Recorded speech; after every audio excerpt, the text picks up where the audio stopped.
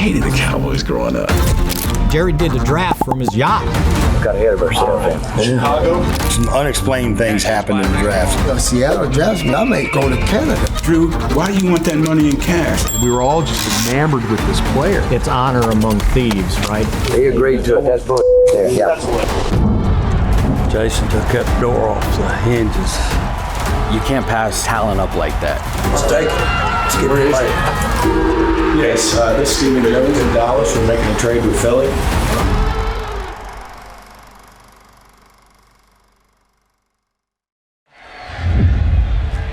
Zach Robinson, a lot of time going deep for Des Bryant. He's open. Diving catch. Touchdown, Oklahoma State. You know, you just threw the tape on with Dez, and he just wowed you. We all felt like Dez was a guy, if we went and played on a concrete parking lot, like he's going to be selling out for the ball. You know, Dez can do some unbelievable things, like things that just others can't do. The way everything was falling in place, I think when he got down near us, I think, okay, Jerry was so excited about getting him on our team. I think like historically that Randy Moss thing was kind of playing in his mind. If we can get a guy that's a difference maker, who can really change the field for us and make big plays. So I think Jerry was pretty aggressive. Let's go get him, and it was totally worth it. The Dallas Cowboys have just left up. And there's the Cowboys. Stephen Jones getting a little excited as Jerry just gets off the phone. Hey, Des, congratulations, man. I'm doing great now. Got you. So, how about you? You want to be a Dallas Cowboy? I heard you did. Yeah. It's a dream come true. Yeah, it sure is. We talked about this in the pregame. Jerry, I don't think he's ever gotten over some of the things that Randy Moss did to the Dallas Cowboys when he came in that stadium because he wanted to be a Cowboy and never took him as he continued to fall. Jerry doesn't want to make that same mistake and let this guy, this kind of talent, get away. Did that ever come up, or do you? Yeah, I mean, there was some talk about that during the room. We talked about great receivers and passing up on them, and then there was the Randy Moss example. So you have that in your back of your mind as you're going through. You're trying to evaluate them and give them a value. To watch where Randy Moss may or may not go. Of course, his on-the-field production at Marshall in 2 years tremendous. Do you take a risk and just go with him because he's a great football player, or is there a red flag? Here's the views with Jerry. One of the great debates that maybe ever happened in a war room here with the Cowboys was the Randy Moss debate between Chan Gailey and then the scouting staff. And Jim Garrett famously said, hey, this is not the Boy Scouts. You know, this is the NFL. And I think that always stuck with Jerry. Linda, I just got off the phone with the Cowboys war room, and they're going to go cold feet like a number of teams are with the Randy Moss, and I doubt seriously how much they really consider drafting Randy Moss at the 8th pick. Well, with the 8th pick in the draft, the Dallas Cowboys select defensive end from North Carolina, Greg Ellis. Well, people say, well, you know, Cowboys passed on Randy Moss because he had problems. Well, Randy Moss had legal problems, right? Des Bryant didn't have legal problems. He just had maturity problems, right? Now, the knock on Des was the fact that he went to dinner with Deion Sanders, and they didn't report it to the NCAA, and they thought Deion was recruiting him for Eugene Parker. Poor Des, you know, he was so young, he didn't understand the whole thing, right? And so he gets suspended for the next season. There at Oklahoma State, you try to talk to high school coaches, you try to just get as much as you can about the kid, and you kind of get to a consensus where, hey, our support system in Dallas can handle this, and we felt like we could. The number one thing when you're talking about a football player, especially of Dez's caliber and what panned out throughout his career, is his love for football. Nothing is going to take that away. How you doing, man? Congratulations. Dez, I can't tell you how much he was on the table for you during when we were looking at the draft and looking at what we need to do to make it possible.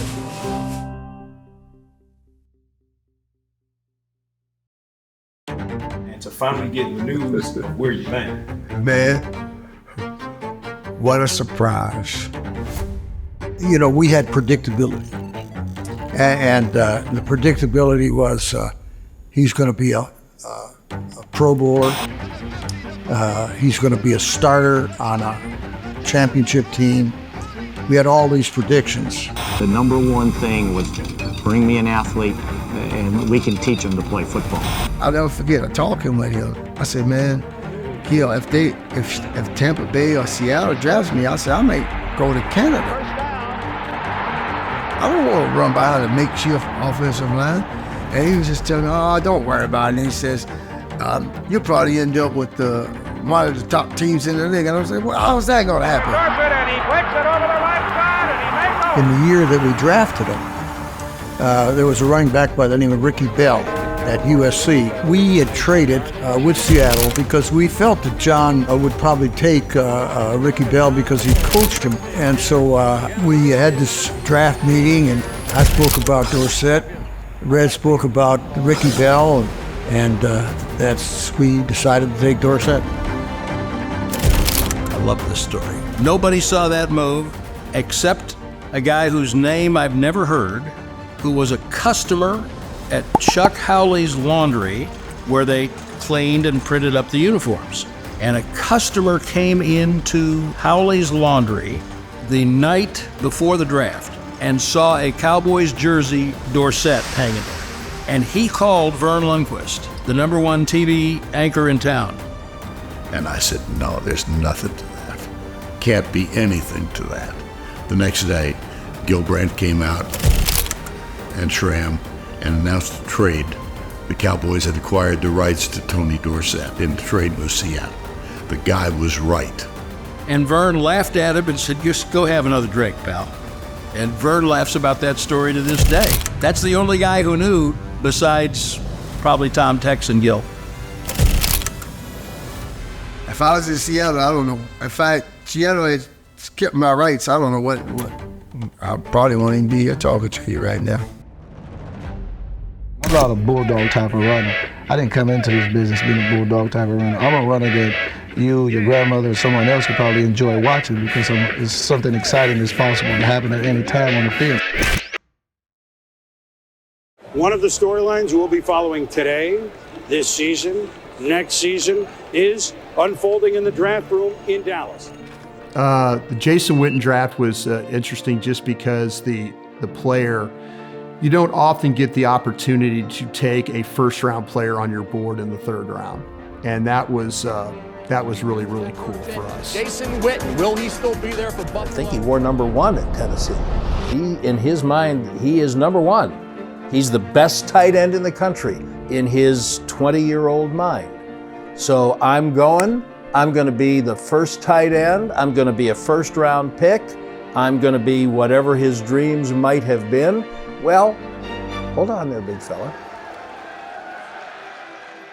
We got to the third round. There was like L.J. Smith, Mike Seidman, Dallas Clark. You know, those guys were all on that draft board. I mean, I think Witten would make sense for them.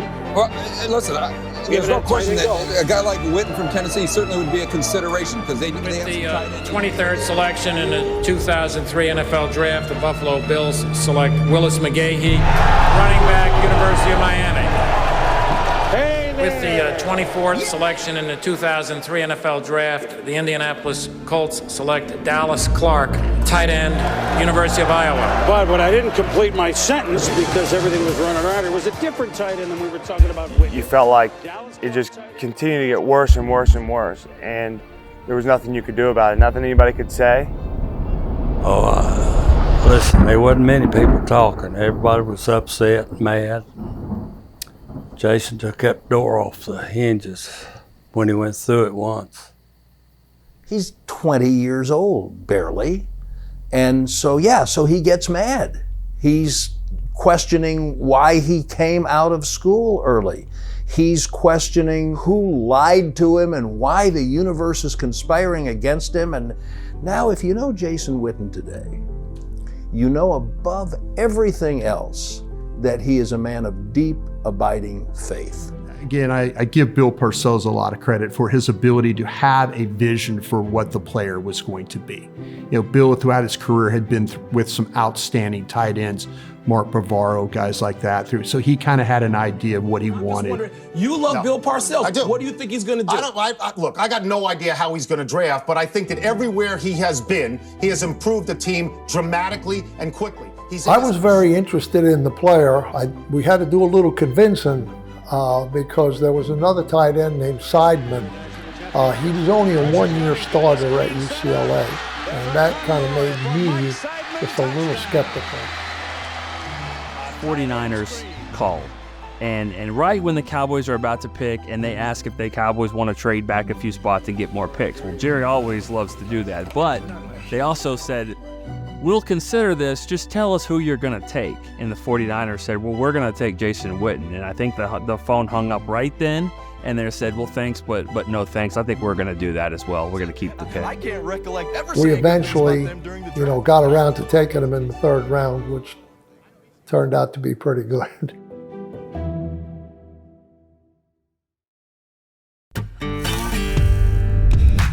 I thought I was going to get drafted by the Baltimore Colts. They had the number 1 pick in the draft, and Joe Thomas was their general manager, and it was 30 minutes from the University of Maryland to Baltimore. And he kept coming down. I met him. He said, Randy, we're going to take you number 1. Kind of surprising. Okay, take 1. This is the voicer on the NFL draft. Commissioner Pete Rozelle read off the draft choices. The first one. So the day of the draft, we were up in the dorm. I get a phone call. They said, Randy, come on over to the field house. You got drafted by the Cowboys.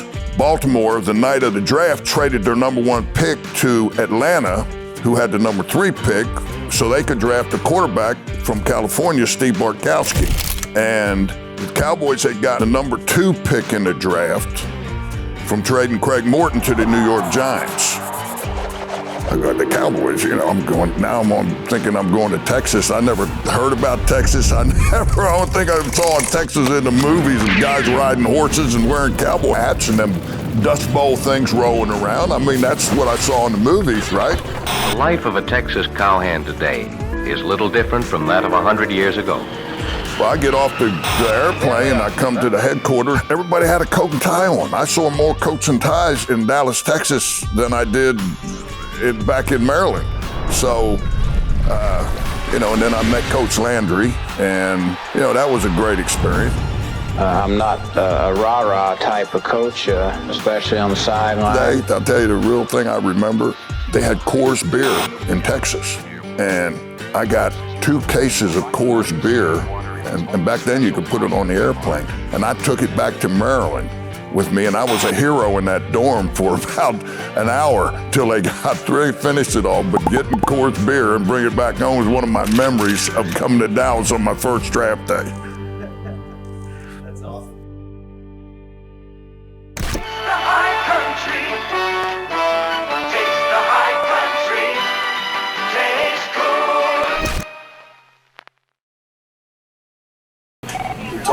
Coach, if Seattle doesn't take me, I got 4 minutes left, if I can do that. Okay. I'll call you the second they make the pick. Thank you. You'll do it. Yeah, Antonio Bryant, you're always looking for dudes that want the football, and Antonio was a gamer. Looking long, Antonio Bryant reeled it in at the 38 marker down. Antonio Bryant, I'm telling you right now, will not be playing at Pitt next year. He's going to play in the National Football League for this one thing, Kirk. Was pretty talented and pretty successful if they can contain his emotion once he got there. Antonio, how about them Cowboys? This is Jerry Jones. No, we're getting done it. Hey, does it sound good? Okay, well, let me tell you what we got here. We've got to make a trade, and we're going to trade here with San Francisco. When 2 teams agree on a trade, they still have to call the league office and tell them what picks are involved before the trade becomes official. So kind of jumped the gun a little bit. We were working on a deal with the 49ers, and unbeknownst to us, as we were talking to Antonio Bryant, we thought we had the pick. Steven, I believe, was on the phone with the league, and all of a sudden the league says, we haven't heard from the 49ers. So we got back on with the 49ers, and they let Jerry know they had got a better deal and moved the pick. You just made another deal. Okay. Okay. Okay, thank you. Bye. Made another deal. Well, the trade that we were made first. Tell him hang tough. Do you want to be a Cowboy? Okay. That's shit. Got ahead of ourselves there. Chicago? And all of a sudden, we're left telling a guy that he's a Cowboy and we don't have the pick. In this trading business on draft day, it's honor among thieves, right? Everybody's trying to steal something, but you got to be honest about it, right? And yeah, that was a little shady dealing by the 49ers. You said that. You said if our guy's there, we have a deal. And he said we have a deal. Yes. What did they get? He just outright said, I got a better deal. He said, I got a better deal. That's what he did. He got a better deal. Buffalo Compass. Firmly said we had a deal. Just trade you ours, okay? Yes, is Jerry there? You know what? I'm just going to stand He agreed to it. That's bullshit there. Yeah. Better deal. It's some unexplained things happen in the draft, and you got to be prepared to react to them. Emotions can't get involved in the decisions because we're dealing with a time clock. We're dealing with some of the things that we have to, and you got to stay on your P's and Q's at draft time to be ready to jump, capitalize when an opportunity comes your way, but also being able to react to adverse situations. San Francisco, if we want him that much. We'll give you 104, and we'll give you 140. Yes. And then you're going to give us, in the fourth, you're going to give us 129. We're calling a trade with Chicago. And Stephen, you want to go over the trade? I can talk to Bobby. Yeah, here's Bobby. Bobby, here's Jerry Jones. He wants to talk to you. So, kind of sticky. Fortunately for us, it all worked out. We were able to pick up a pick a few picks later, and we got Antonio back on the phone, and he became a Cowboy that year. Antonio, you as a Dallas Cowboy. Officially. Let me tell you something. We actually had a team back out of the trade.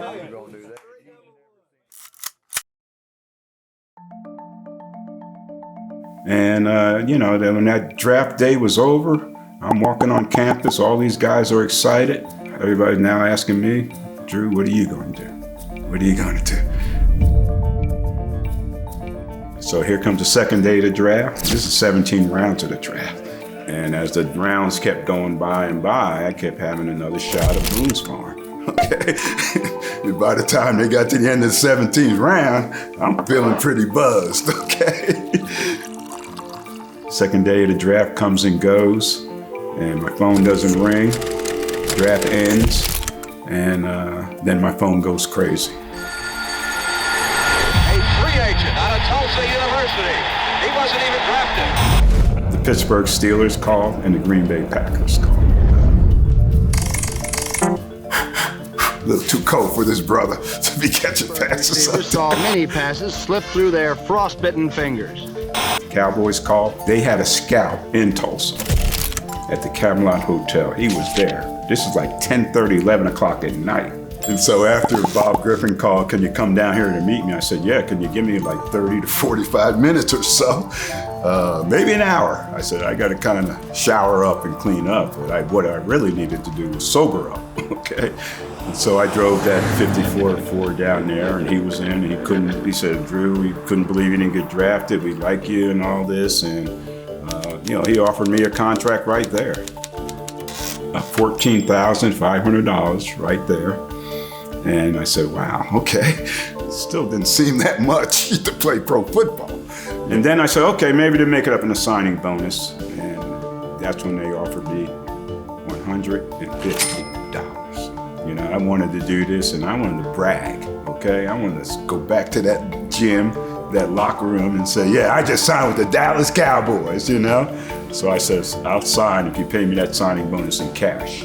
And he asked me, he said, Drew, why do you want that money in cash? I said, sir, I need gas money to get back to that apartment. And so I got back there with $150 because now I'm bragging. I'm a Dallas Cowboy. All these people said, Drew, what are you going to do? What are you going to do? And I couldn't wait to tell them I had just signed with the Dallas Cowboys.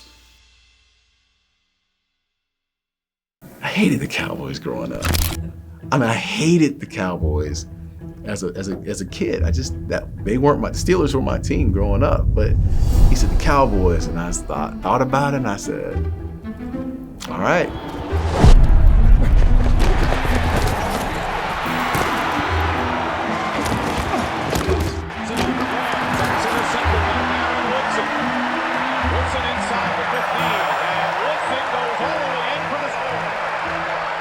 You know, 92, and Jimmy's whole mantra back at that time was speed.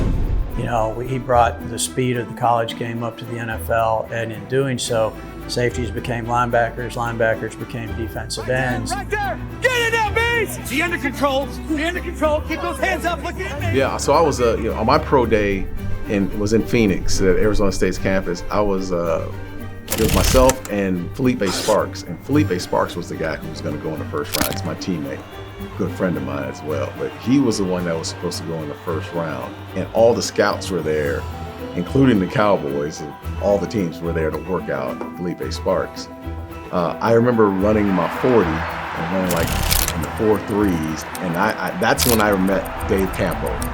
When I ran the 4.3, Campo walked up, and that's the first time I had ever met Dave Campo. So I was out there to see Felipe Sparks. And all of a sudden, this Darren Woodson kid, we had him on the list, but not very high. And, he was running all over the place. On that grass field there at Sun Devil Stadium, and we were all just enamored with this player. And I'm still upset with Campo because I did linebacker drills beforehand and then had to go back and do the defensive back drills. He didn't tell me this, but after the fact, he said I was on the radar. When I was with Green Bay, we sent scouts to work Darren Woodson out down at Sun Devil Stadium, and he just made play after play after play. He never came off the field and all that, and he ran this incredible time. Jimmy brought me into the war room. I was a defensive backfield coach at the time, and he said, tell me one more time about this Darren Woodson guy. So I said, well, I think he starts for us at nickel, first year out of the blocks, is going to be one of the best special teams guys. I walked back to my office, and lo and behold, Jimmy took him with a second pick, number 37 in the second round. Dave Campo convinced Jimmy, and Dave doesn't get that done. We're looking at Darren Woodson there for the Green Bay Packers. I wish I had him when he was young. There wouldn't be any question of where he's going. Canton.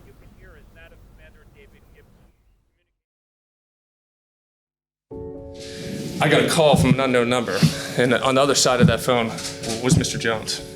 And that phone call, it changed my life. 145. Sean, this is Jerry Jones, and you're going to be a Dallas Cowboy. I cannot wait to get one. Sean was a guy that was elite intangibles, elite motor, toughness, and really a guy like we knew exactly what we're getting with him. And just to get a guy that high, I mean, we felt like, okay, we got to make a move. We got to do something. We can't sit here and just watch him go. I mean, this is the type of guy that we all across the board, coaches to scouts to management, felt like this guy's going to be great for our locker room. Sean was a super productive player. The only hiccup we had with Sean was, he had an ACL issue in his knee that, was going to become problematic most likely at some point. And quite honestly, that's why he slid a little bit in the draft. But everybody raved about him as a player. So whenever he fell and we had the opportunity to get him, we knew he might not be ready right away, but we knew that once he was healthy, he was going to be able to do some really big things for us. And Sean Lee is my favorite player, of all time in my tenure with the Cowboys. To me, he's everything that you embody with a football player. Hey, how you doing? Good. Are y'all gonna pick away here, or would you be interested in digging? Tell you what, let me take a look at that. We'll call you right back. You do it for 125. Straight on water. That old kick to 6. Here to take it. Let's take it. Let's get Where to is play. it? Hey, Howard. Okay, we'll do that. We're on the clock. The Dallas Cowboys select Sean Lee, linebacker, Penn State. When I got called with the draft, I had a partially torn ACL. They knew I had a partially torn ACL. They said, listen, if you come in and you hurt that knee, you're going to fix it and you're going to come back. I mean, I struggled with that in college. And when I heard that gave me the confidence to come in and be able to play, and be able to perform. Yeah, I think their scouts did a really good job of getting through the background of Sean Lee, talking to the Penn State coaches, knowing that this guy was awfully sharp, awfully dedicated, and sort of, just straight line thinking. Football, football, football. You know, we had a little bit of a history of taking a little risk on guys in the second round, and that's what we did with Sean. And man, I would certainly say that paid off with where we took him and the value we got out of Sean Lee. I mean, you love it when you add guys like that to your football team. Get to a point where I've been through a lot physically, and at some point, you need to look at it and say, hey, I need to move on, even though I've been blessed. You know, the irony of it all, the coincidence, whatever you want to call it. I mean, you know, here they are saying goodbye to Sean Lee, a guy that they drafted. He's a Penn State linebacker. They made a trade with the Eagles to get this guy. And then here they are, 8-9 hours later that night, making another trade with the Eagles to get another linebacker from Penn State. Also worked out pretty good. Train back still, you gotta be ready to lose Parsons to get the lightning. Hey, Alex. Hey, doing good. Lose both Parsons. We're still considering it, but we'd at least need the 3 to consider it. Your third. Pick 84. You're on the clock. I'll call. Pick 84, right? 84. Okay. Yes, this is Stephen Jones in Dallas. We're making a trade with Philly. We're trading our number 10 in the first for their number 12 in the first, and pick number 84 in the third. Overall, and Mac Jones still out there. Here's the commissioner with the Dallas Cowboys picked at 12th overall. And with the 12th pick in the 2021 NFL Draft, the Dallas Cowboys select Michael Parsons, linebacker, Penn State. Yes! I think this is also a good point for us to mention that Drew Pearson is slated to make the pick. Hello? Micah? Yes, sir. Will McClay with the Cowboys. I got somebody who wants to talk to you. Yes, sir. Hey, Michael. Hey, how you doing? Hey, man, I'm honored and proud to be talking to you. This is Jerry Jones, and I'm calling you to tell you we're turning your card in. You're a Cowboy. Yeah, this is all I ever wanted, man. You don't think it's too big for you to be a Cowboy, do you? Nah, not at all. Hey, well, listen, we've sure enjoyed watching how you have progressed in your career, and you had great support in this room. You were, frankly, I think you were our highest graded defensive player. So we're proud to get you. Coach Quinn's smiling from ear to ear. He's here smiling, got his thumb up. He's your defensive coordinator. Then I'm going to hand you over to our head coach, okay? Yes, sir. Mike McCarthy. Here he is. Micah, congratulations. Thanks, sir. Hey, linebacker, you got to keep the tradition going. Hey, I said I was coming. Y'all saw it. I knew it was coming. Yeah. Well, hey, man, from one PA guy to another. I'm looking forward to getting you down here. You're a great fit for us, young man. I'm looking to come. Let's get to work right now. Yeah, will do. Hey, enjoy this time. Enjoy this moment with your family. Congratulations. I will. Thank you so much. All right, Micah. God bless you.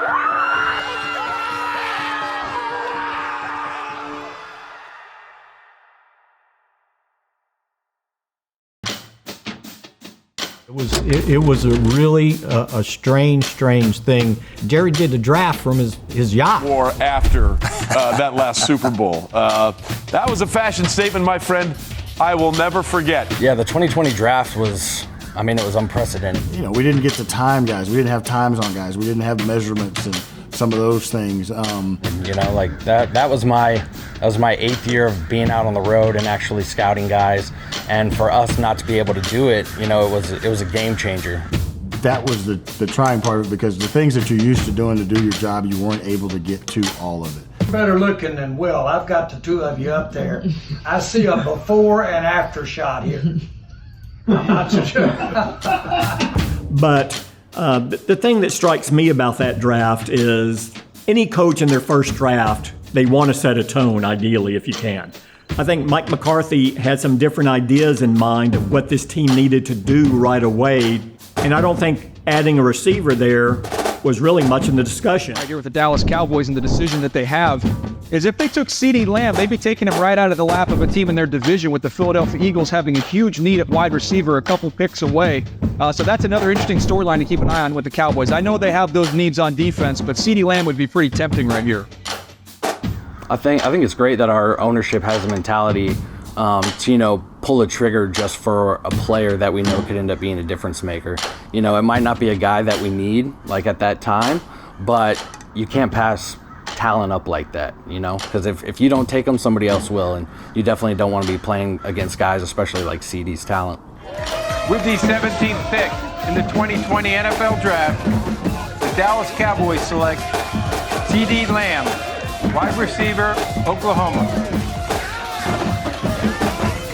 If Mike McCarthy in his first draft had not have immediately signed off and said, let's do this, if he would have argued, no, this is what we discussed, we need to go this way, it would have set a completely different tone for the interactions going forward, right? So when you get a chance to get CeeDee Lamb there falling right to you, it doesn't really matter what the needs were. They did need cornerbacks, and in fact, Trayvon Diggs was a guy that they were looking at with that 17th pick. So, here it goes in the second round. Trayvon's still on the board. You still need corners. You already landed a guy like CeeDee. Now you have a chance to get Trayvon. I mean, it's all about value, and they were able to get, 2 value picks there back to back. With the 51st pick in the 2020 NFL Draft, the Dallas Cowboys select Trayvon Diggs, defensive back, Alabama. All right, so the Cowboys thought they might go defensive back in the first round. Instead, CeeDee Lamb fell to him, and now Trayvon Diggs, the younger brother. It just reinforced that, look, we can go off the board. We'll make it work. We have a head coach that's on board doing that. So, you know what? Let's just make this into how we approach the draft. So the fact that we could get, the talent that we did with the Pro Bowlers, we put the hours in, and I think that really showed with, covering all of our bases and bringing in the talent that we got.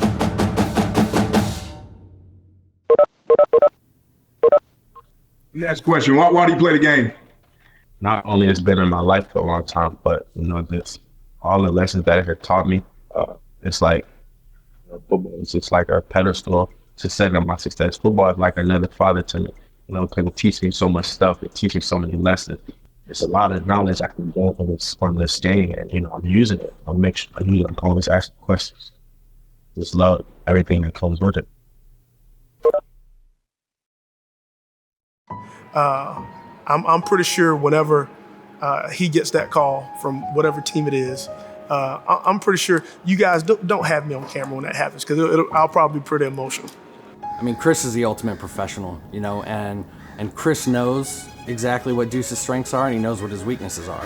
So whatever I say whenever Chris is around, it's nothing new. Like, he knows. And the thing about Deuce really is, his weakness is his size, and everybody can see that, right? Excited about this next step. Deuce, your story begins with your size. Should it be that now, considering what you've accomplished? I feel like it's always going to be that. Yeah. I feel like I can't control that narrative, but it's always going to be there. It's always been there, but it's never determined the way that I've worked.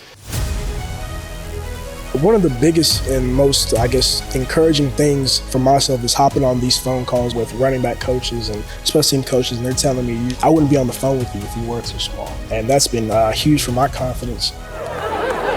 Double cats for that one, man. Double cats for that one, man. Level, and it gives me a lot of confidence, and just kind of tells me to keep attacking the way I have been these past 3 years.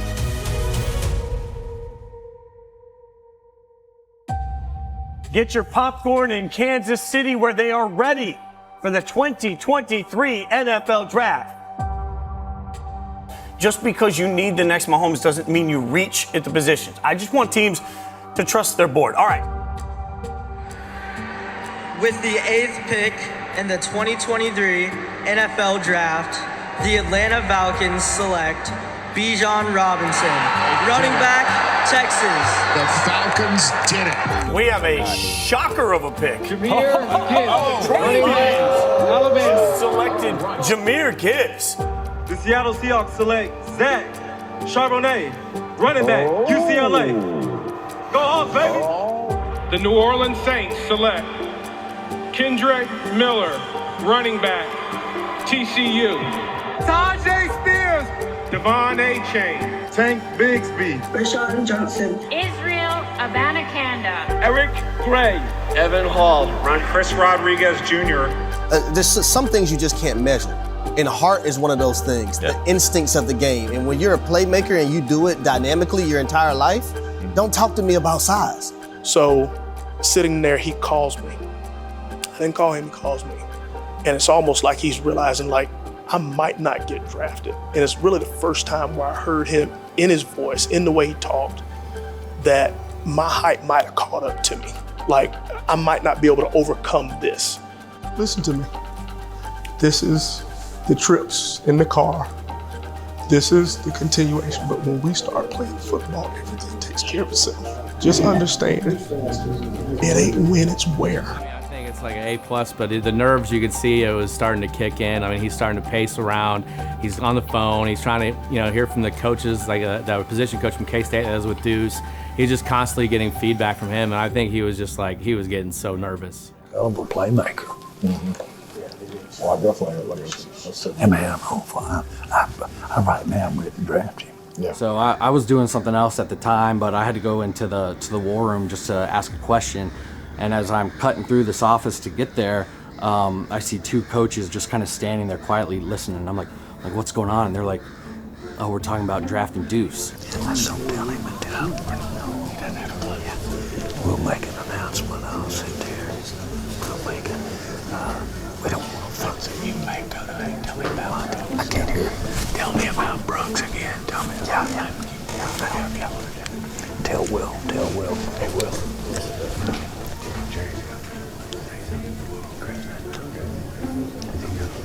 He's out there. He doesn't know. Oh, yeah. We want to be in here when we got the board. Where is he? Where's he gone? Tell him to get back in here. Yeah, he made it known early on in the process, knowing that Deuce was going to be a part of our draft processes, so everyone can be themselves, can say what they feel, good, bad, or indifferent. I don't want to be in the room. I don't want to hear it. I don't want to have anyone feel like they have to not be themselves when we're talking about my son, and allow us to have the full, clear process. Well, we kind of, in February when we did our pre-combine stuff, we asked them to leave the room. And then at the point where we're in the draft meetings, it's like Chris is mature and man enough, and he's been around this thing for so long. Like, look, he can handle it. He was totally professional about it. He listened. He didn't try to, sell a point here or there. But, he stuck in there during the draft process. Defensive end from Wagner. We were on the clock. We're on the clock. And again, keep talking about Brooks. Vertical speed's the issue. He does play fast. He plays fast. Then his time speed. He's a great plucker. Plucks the ball. He just didn't run great in combine. He improved it by a 10th at the pro day.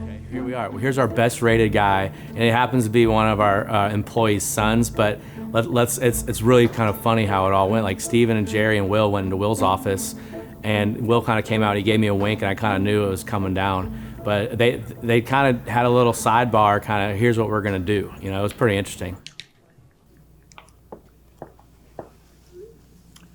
How do you, Chris, how do you turn that card in over there? It's all electronic. It's all electronic, no card. Let's push the button.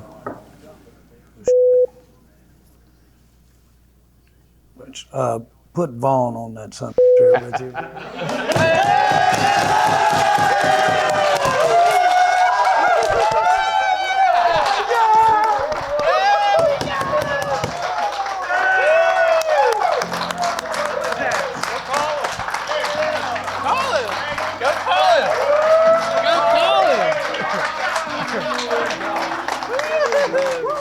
I mean, it's unbelievable. I mean, it's like everybody, it just brings like chills and tears to your eyes, like, and just for see the rewards of that, and then being actually our own team. I mean, it was very special. We all deserve our endeavors.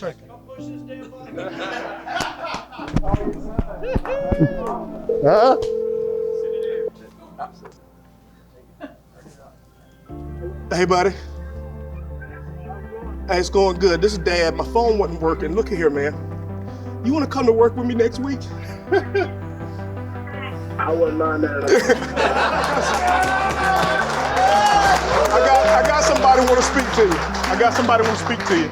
Listen, I don't know when I've been speaking for everybody that's in here and everybody that's really in the heart of the Dallas Cowboys is standing here with a tear in our eye. We're so happy to have you on the Dallas Cowboys. Man, And I can't thank you enough. Well, what I really want to say, you earned every ounce of me being able to make this call. Every Yes, ounce. And I'm so excited. There's just something magical about this moment that may be bigger than we even realize here talking to you on the phone. But you is now a Dallas Cowboy. Your daddy just handed the card in. Right here. It's got him on. Congratulations. Congratulations. Here's Coach McCarthy. Here's Coach Mike McCarthy. Great shit, bro. Yeah. Thank you so much. Great stuff. With the 212th pick in the 2023 NFL Draft, the Dallas Cowboys select Deuce Vaughn, running back, Kansas State.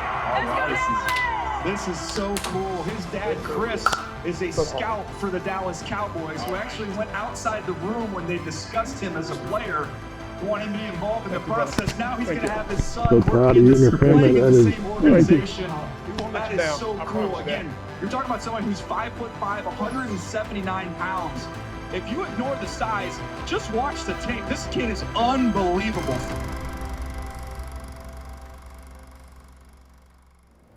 Best phone call I ever made.